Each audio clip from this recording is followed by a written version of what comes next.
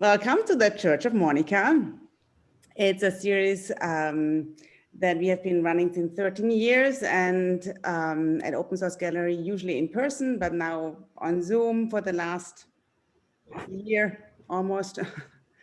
And it's certainly not a religious platform, but it's something where we still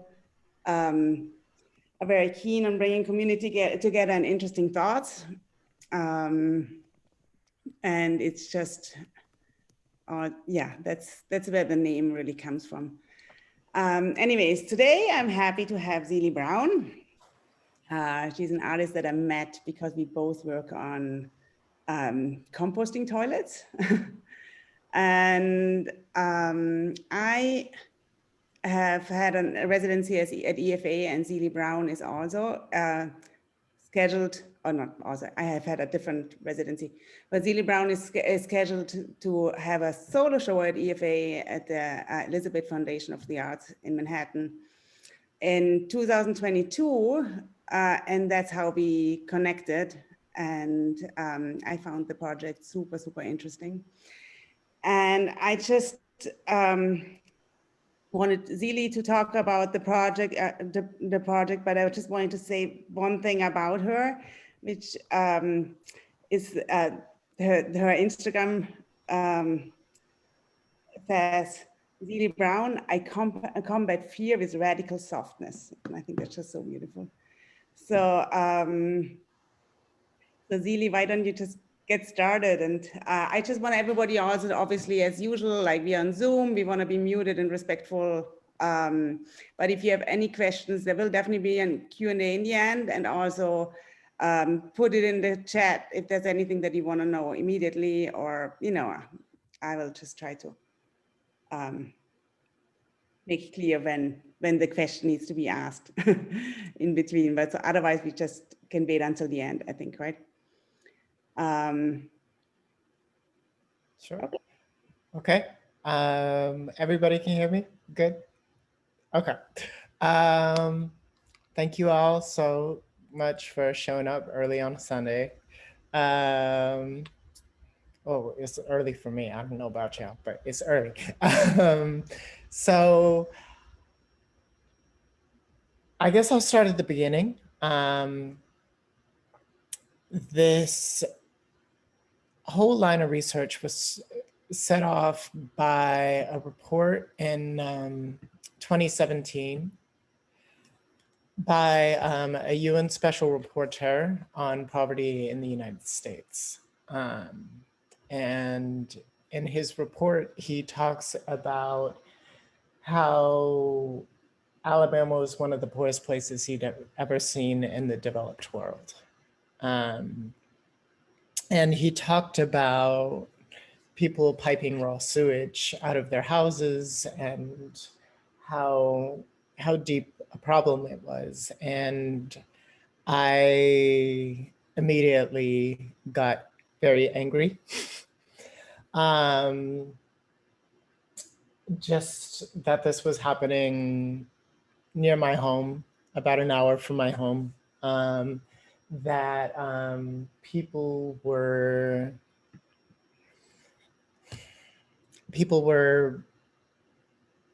essentially being killed, being made sick by neglect. And, you know, I think it's personal because Alabama is the place I went to escape the racism that I grew up when I went to school in San Antonio. It's the place I went where I could just be surrounded by family. I grew up in a really, really small town there. It's like 100 people, give or take.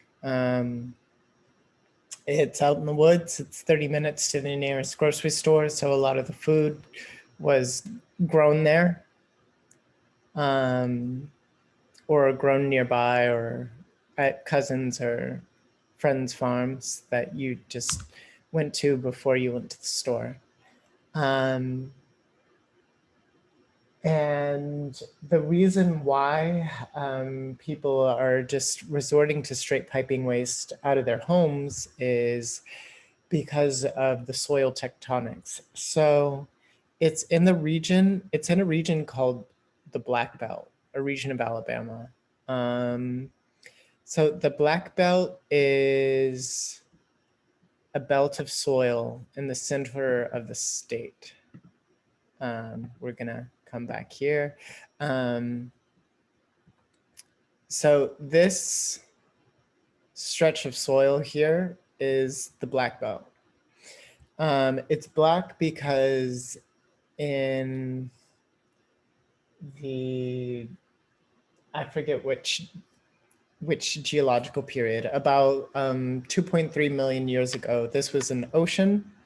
And this all, once the ocean dried out, this became a layer of chalk. And then millions of years of organic material built up upon that chalk, but did not percolate down into the soil. And so now today, when you try to build a septic tank on that stretch of land, it won't percolate. And the soil doesn't percolate. So if it rains, your septic will run back into your house, filling your house with raw sewage. Your sinks and your bathtubs and your toilets will all fill up with raw sewage, and it'll stain the entire house. And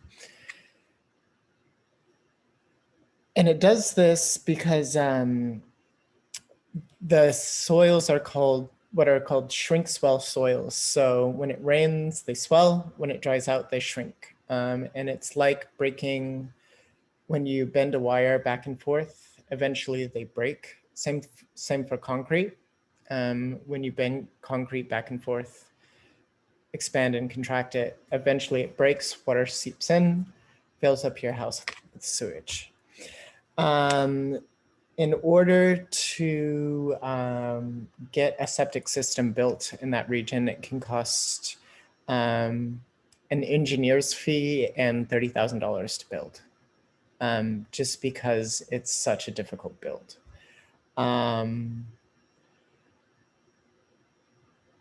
Which says something about the way we build toilets. It's also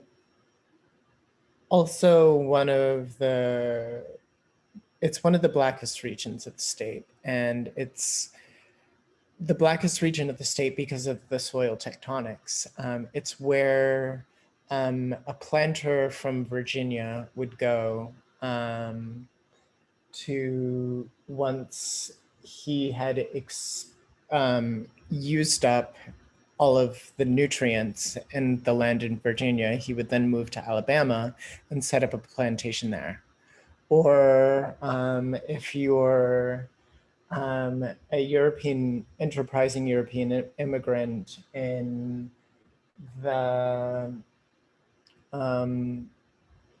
early 19th century, early to mid 19th century, you could go to New Orleans, buy slaves, buy land for pennies in Alabama, and set up a plantation fairly easily. And since your assets are in slaves and they're movable, you would get a better rate. It would be easier for you to get credit, because if you had land, the bank would have to sell the land. And in the 1800s, you would have to send out a speculator. But if you had slaves back then, it would be, slaves were considered a commodity. My ancestors who worked the land in Lowndes County were objects of capital. And since the Civil War,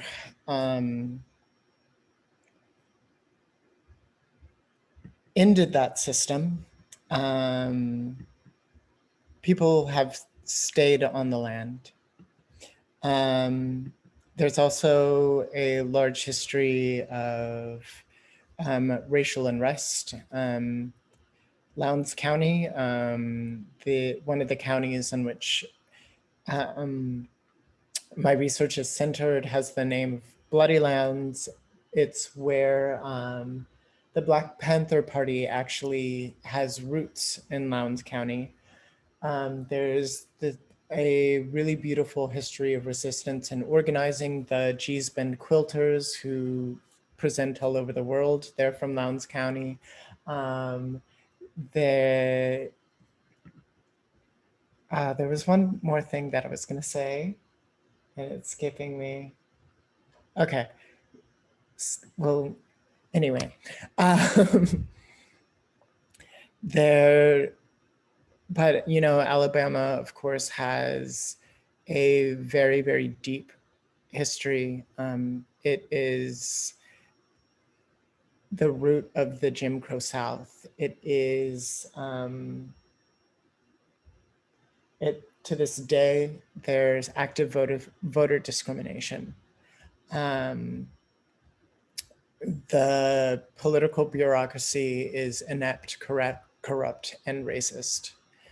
And so thinking about this social context, the social milieu that I grew up in, and like, I'm thinking about, okay, so how can I build a sanctuary for these people? And how can I translate my installation practice into something more fixed and built? So I was like, okay, well, people can put together an IKEA kit. So what if I made a big IKEA kit for people? So the wood's already cut and milled, and the design's thought through by some really smart architects that I had the pleasure of working with at MIT. Shout out to you, Chris.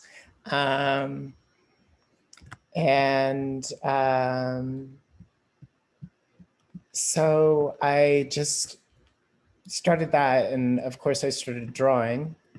So I made a pitch deck, which is quite ugly. And I made these drawings. And just thinking, okay, well, there's going to be vent holes on the side. It's a little building. There's plants around them. It's beautiful. It's culturally resident. It's made of joinery, so it's easy to fasten together. You know, ornamentation is used because ornamentation is traditionally quite important in the architecture of that region. And just, this is kind of how I wanted to feel. I wanted it to feel like open and welcoming and inviting, and have little storage space and just feel nice. And I can take these drawings and turn them into prints, so people could always have art on their walls. And so yeah, that's where the things started.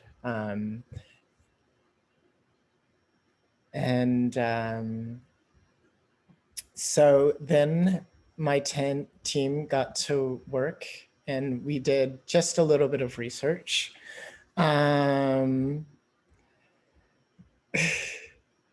We've been busy. Everything from context to the fact that the Rockefeller Foundation was founded to eradicate one of the diseases that is endemic in this region today, hookworm. But the idea back then in the 20s or 30s, in the 30s, was that Black people couldn't get hookworm. So they didn't need to be tested, and they also didn't need public sanitation. Like the outhouses that the Rockefeller Foundation was giving out. Even though they were like building them, and they were the people who were They were the ones that were obviously like building them and shipping them and doing all the labor, but they didn't deserve the fruits of their labor.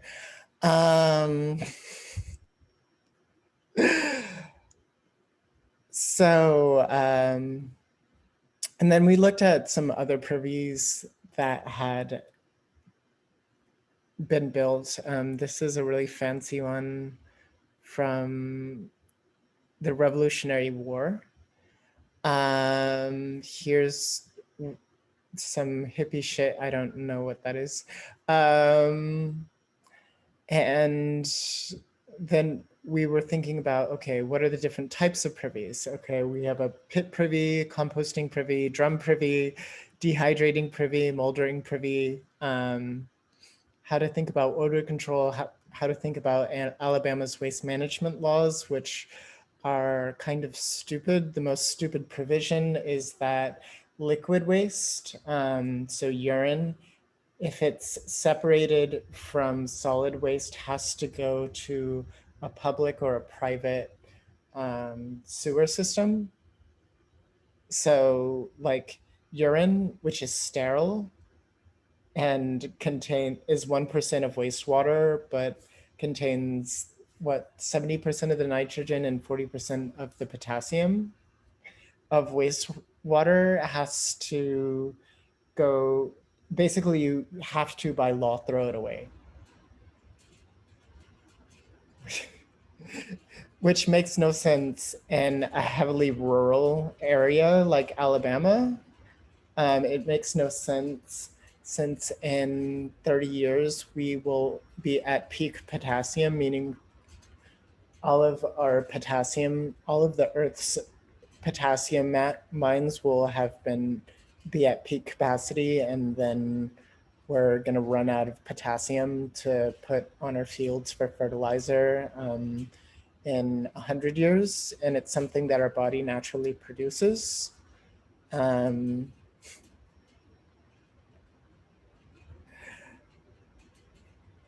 Yeah. In Alabama, we have an expression whenever someone does like something really brave or stupid, either one or both, it's roll tide, and I don't just like roll tide.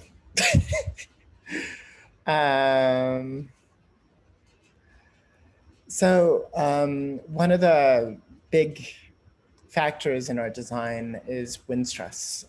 So the region I'm talking about is this region here, which gets quite a bit of wind stress, excuse me, from hurricanes. So we need to make sure that this building will stand up to a hurricane. Climate change is happening. These regions of deeper blue are going to seep further into the country. So we need to make sure that this building will do all right.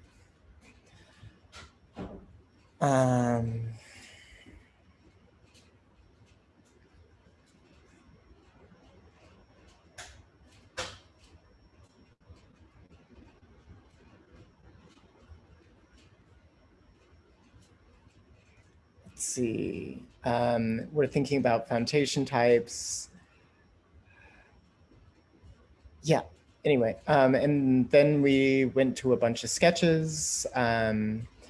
So Monica gave us this one, which has been kind of a game changer. So every other composting toilet that we've thought about has used gravity as a means of separation, and gravity as a means of moving waste from the chamber in which, from the place where you poop to the place where the poop sits. This has a device that we've affectionately dubbed the poop remover. That it's a conveyor belt for poop, and it's at a slope. So urine will run down and then be caught in a tray, and then be cleaned out by that. There's a hole in the tray and it's automatically separated. And doing a little more research, you can preserve the nitrogen and potassium in the urine by running it through a base solution, and then it can immediately be dried out, creating, by a process that's not too hard, a marketable form of fertilizer. Which is something that if we decide to, if we find that we can scale these toilets, is something that we can pitch to cities like Uniontown with a per capita household income of $14,000. It's not making all that much money off of its tax base. So if the town had an enterprise like fertilizer creation from urine from people, it could be a way of bringing money into the town.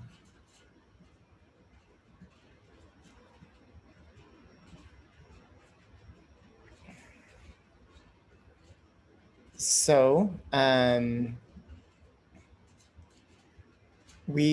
one of our designs, and the one we are thinking most about, was inspired by this corn house, by this corn drying house. So we really liked the sloped roof. We liked that the cribbing and the ease of construction. We liked how long and this building had been standing. Obviously, it's stood up to a storm or two.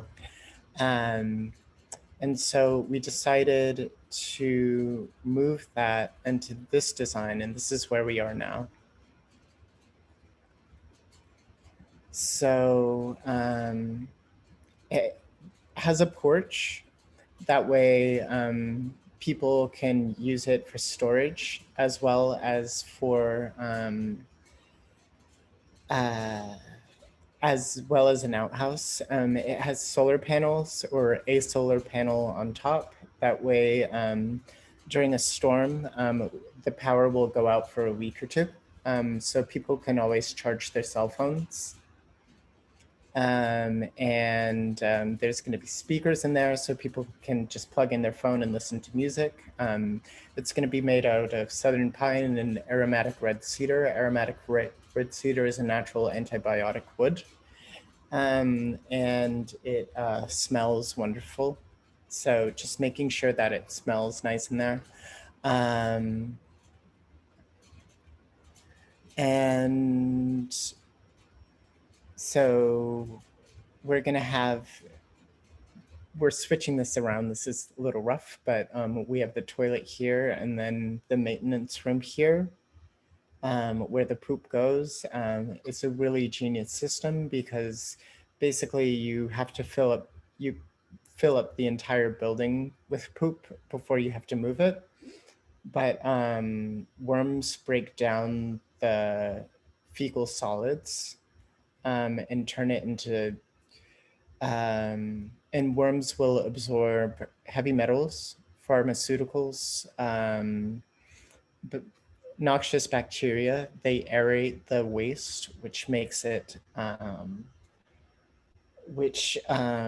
most of the organisms and the parasites that get you sick are anaerobic. They can only survive without oxygen, and worms, I mean, they dig through things and constantly aerate them, which means those threats to life don't have a chance at survival. And you don't need to pay the worms anything to manage the waste. And then at the end, you get really, really valuable fertilizer that you can put on your field. So these are some cultural references that I was thinking about in the design, just thinking about ornamentation. So Creole cottages from the area, Creole ironwork from New Orleans.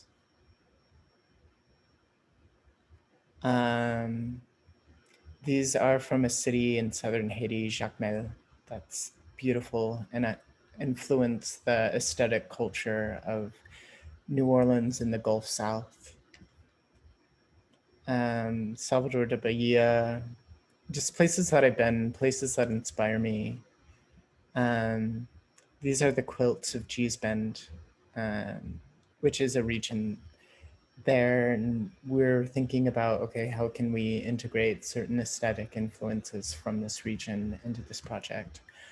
Clementine Hunter paintings. Clementine Hunter is a painter from Louisiana who made these really, really wonderful paintings of the Black South, and she's a favorite of mine. I think she has a show at the National Museum of African American Culture and History in Washington. I can go. Yoruba beadwork. And so we worked on those, and right now I made these sketches with my new calligraphy set that I'm obsessed with.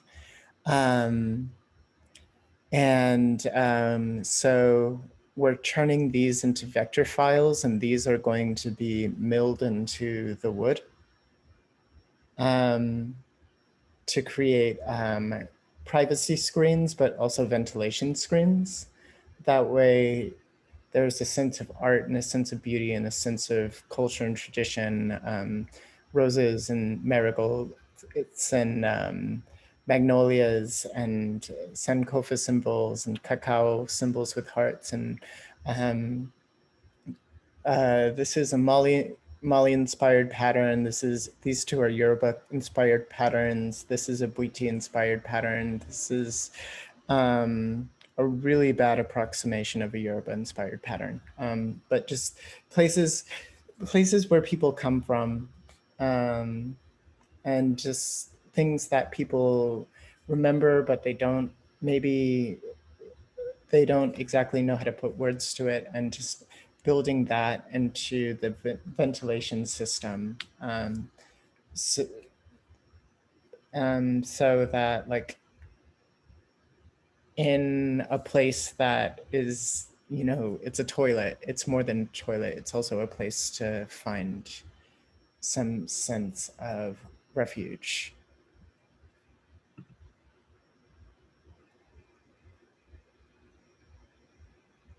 I don't understand the drawing where you described the poop filling up the whole building before it was moved. Okay. So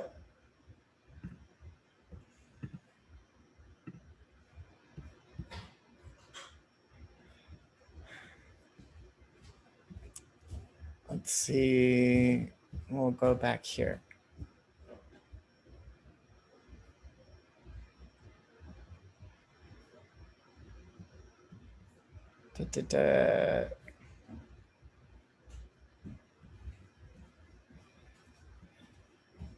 So the way this works, and this is one of the bases of our idea.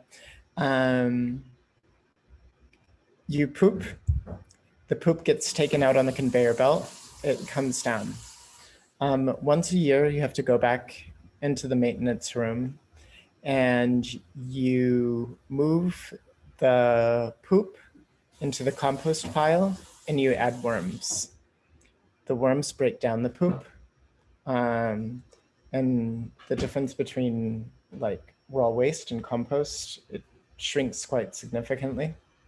And so you're constantly adding waste, which gets shrunk down.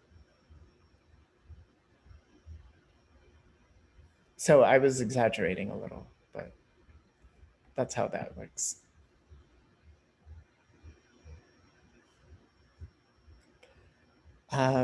Does anyone have any other questions?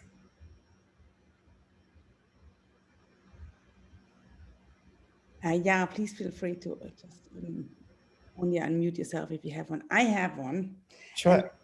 Did you already talk to the people there and see how they perceive the project, if there's like a, Yeah. So I've been working on reaching out to a few organizations there. For my go-to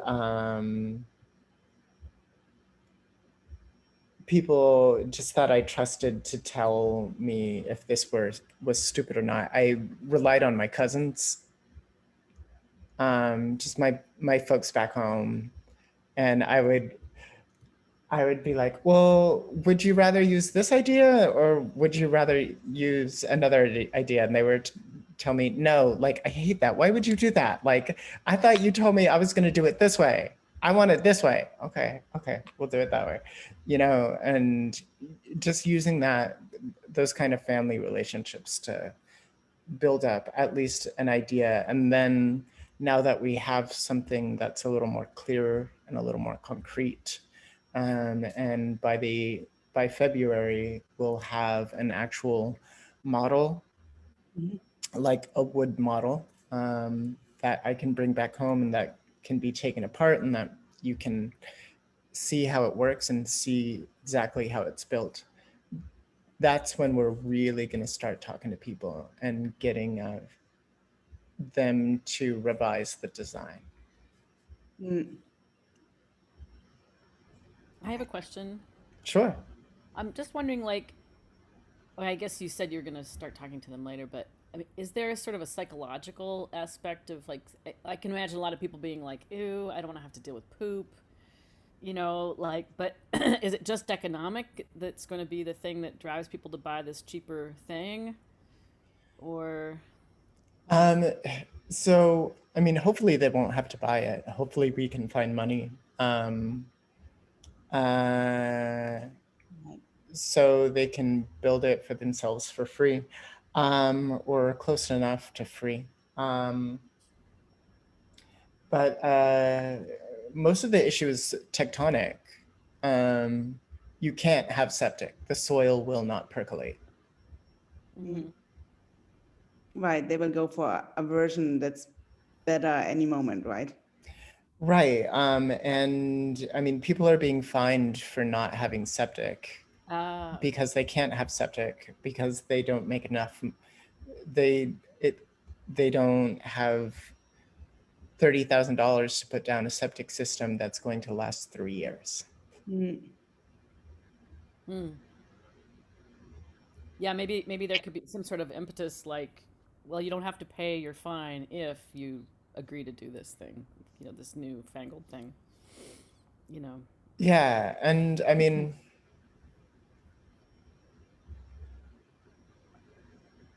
if you ever dealt with cows or pigs or chickens, you're dealing with poop. So it's not completely outside of the culture. So this is an outhouse, right? Yeah. So are people used to, like, leaving their homes every time they have to go? It's an older solution, yeah. But the reason why I thought it would be the best solution is an outhouse can't flow back into your main home. That makes sense. And that's a big problem. Because I think that a lot of this, like Lily was saying, I think that inspired Lily's question, was that, like, there's going to be sort of like a big, like, sort of buy-in hurdle, right?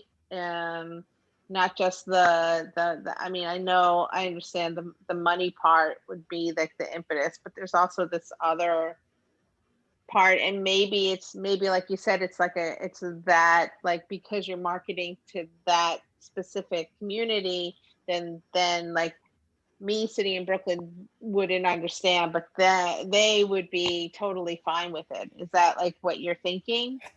Yeah, I mean, everybody that I talked about from back home, I'm like, this is an outhouse, but this is the way it works. Right. And you wouldn't want to have it in your house just because, you know, you want to make sure that nothing flows back into your house. Right. So like Um, it makes sense. It makes sense. It's like you couldn't market this to people in Brooklyn. no, You know what I mean? It's a very site specific piece. it's very site specific kind of work. Yeah. But I mean, you could market it to people in Appalachia. You could use it in Texas. You could use it in Louisiana. You can use it in Florida. You can use it in North Dakota and South Dakota and Arizona along the border of California. In Native American reservations in Arizona and the Four Corners states, in Montana and places in rural Colorado. These are all of the places that I've named are places with raw sewage problems. I would argue that you can use it okay. Or anywhere. I mean, there's enough places where I think instead of using like Dawn's to go, why not use a composting toilet in parks, in, you know, even, you know, in any public spaces? I think it's a better idea than the solutions that we have. Right. That's true, because the reasons to have it would be different. Yeah. So then I guess you could market it to rural areas to address one solution, and then to urban areas to address another solution. In urban areas, it's like, if you're homeless, where do you pee? You know, where do you legally pee? Or if you gotta go, you know, anywhere, if you're out, you know, all day running from meeting to meeting, where do you go? So, you know, so that's true. Oh, Just hi, needs like a different. Jenny. Sorry, I saw Jenny's on the call. Hi, Jenny. Hi, Steve. Hi. I'm so excited that you're making a composting toilet. I'm sorry I missed the beginning, so I don't quite know what's going on, but I have looked into, by the way, in answer to recent some point somebody made, it's illegal in New York to have a self-composting toilet. I think that should change. So I hope you'll go up against the government here and say, but it's still illegal. I tried once because I was making an installation I wanted to have a toilet in. Yeah, I mean, yeah, and some of the hurdles are legislative, and I'm thankful that I got into the Forge Fellowship, who's offered to kind of help with those legislative hurdles and getting me in front of people who I need to get in front of to make this thing happen. So excited about that. Really good question from Lily White. How's the poop remover powered? It's completely mechanical. It's not powered.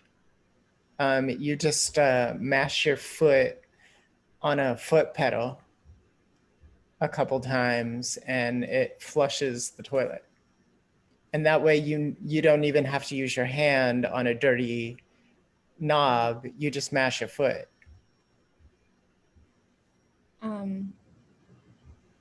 Hi. Hi.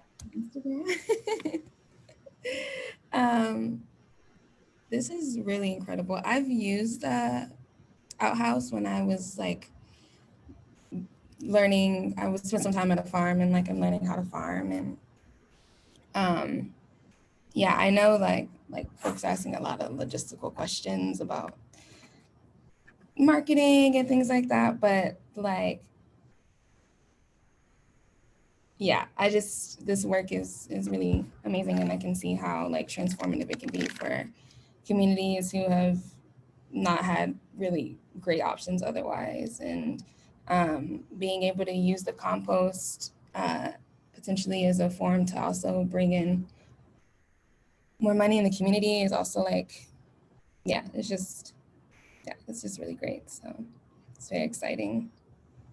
Yeah, and I mean, ideally, there's two types of fertilizer that can come from this. So fecal waste fertilizer, which is worm casings, which go for a little pretty penny, and conventional, more conventional fertilizer grains, which is essentially dried urine.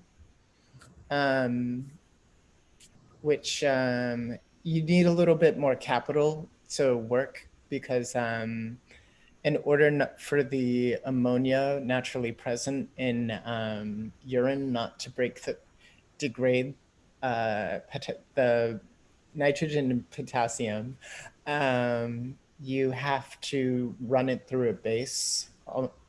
Like, I wonder if you could use baking soda. Baking soda is a base. But you have to run it through a base almost immediately. So that's gonna take a little bit more thought and a little more engineering, but yeah. Oh, I do have one more question too. Sure. Where are you thinking about getting the solar panels from? Like what is that? I don't know. We're Okay. still working. Chris, have we thought about that yet? I don't think we thought about that. Cool. Why do you ask? Do you have any suggestions? Well, not particularly. I just also am like, it's interesting because I feel like this project seems very resourced in a way that it doesn't conflict, it seems like, with other issues. And I know that there was this big project a few years ago where they were like, oh, we're gonna switch to solar panels, blah, blah, blah. And this university, and they got all these solar panels at like a really great deal. But then it turns out that like the solar panels were made by like prison labor and stuff. So like, I feel like a lot of these solutions can also on the surface look really great, but kind of be like false solutions because they're like doing something else on the back end that people don't really know about. So just like, as you're making this thing, like, I'm sure you're considering like all those types of things. And yeah. Definitely. I mean, we're trying to source all our materials from the state, Okay. or as near to the state as possible, the region at the very least. Yeah. So if there's a solar panel company in Alabama, we're going to go for them.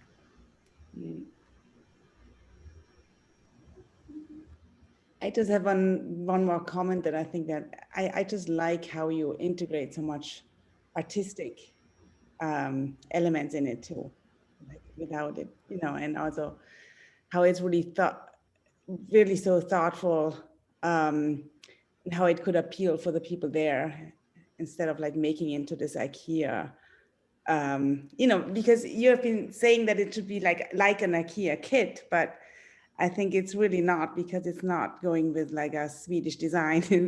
It's really, you know, very, very much targeted to where there will be and who they will serve, which I think is very meaningful and great. Definitely. And like, the beauty of it is it can be so regional and so specific, but it can be mobile. So, I mean, I can switch out I can keep the design, and anywhere, this design will work anywhere from Virginia to Texas for the region, for that, like the shape, because you have similar wind stresses. And then for another region, we can just change the design a little bit. And then for different, in terms of the ornamentation, one thing I love about CNC technology is that you can do ornamentation and kind of craft culture things fairly quickly. And you can change them depending on who you're working for. I'm sorry, what's CNC design? CNC is a machine milling technique. Okay. Yeah, a machine cuts wood. You can stamp out the designs. Yeah, I don't know what the the abbreviation means. Computer something cutting. Yeah. Well, you know, I'm always aware that our programs should not last over an hour because we're on Zoom too much. Yeah. But I thought that was amazing and really interesting. Thank you, Zeelie, for doing this. Yeah, thank you. Everybody for being here also. And I will also post a recording on the website, and so you can share it also afterwards for people that might not be awake at this time on a Sunday. And yeah, and also I just want to add one more thing, that we are open source gallery. We are not for profit. We are also, we have a patronage program. If you go to Open Source Gallery, there's like ways to support us. And it's opensourcegallery.org. And, you know, $5, $10, anything helps. But yes, come back. We have a show coming up next month in person too, like an exhibition. We are closed at the moment because of the cold weather. We always are closed in January. Yeah, and there will be another church coming up soon too. Thank you, everyone. And thank you, Zeelie, again. Thank you. So much. This is amazing. Thank you so much. Thank you. That's awesome. Thank you. That's really cool. You're See you, welcome. Zeelie. See you soon. See I hope. you. Have a wonderful day. You too. Bye-bye.